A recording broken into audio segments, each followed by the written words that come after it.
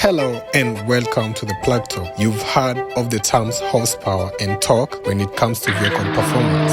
Well, the term horsepower doesn't actually mean the amount of horses an engine can replace, but the engineer who framed the term had horses in mind when coming up with the term. The term actually came from a Scottish engineer, James Watt, where he used it to market his steam engines by comparing their power outputs to that of hypothetical amounts of horses. Well, horsepower is actually a measure of the rate at which an engine gets work done. And what's work? Work is determined by the force applied over a certain distance. That's according to the laws of physics. Thus, horsepower is the rate at which an engine gets that work done.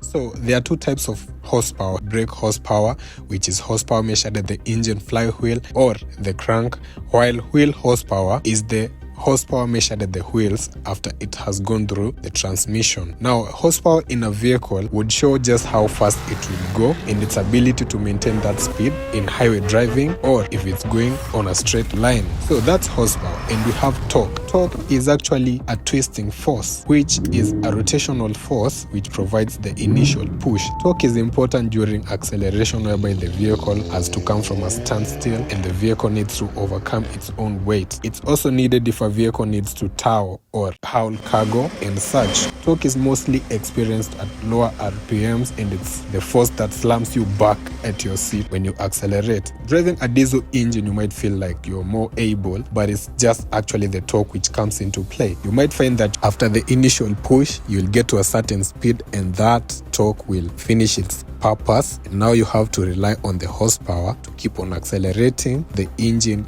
reaches a plateau whereby it cannot accelerate any further. That's unlike for petrol cars, whereby you find that they might rev and rev and rev and continue reaching higher speeds. You might find that your speed graph remains stagnant, but you still feel the pull. And petrol engines, however, have bigger power gaps since they can rev higher. Picture this: you have a Golf GTI going towards a wall. Horsepower will determine just how fast it's going to hit the wall, and torque will determine how far it takes the wall with it. And that's torque and horsepower in a nutshell. Thank you.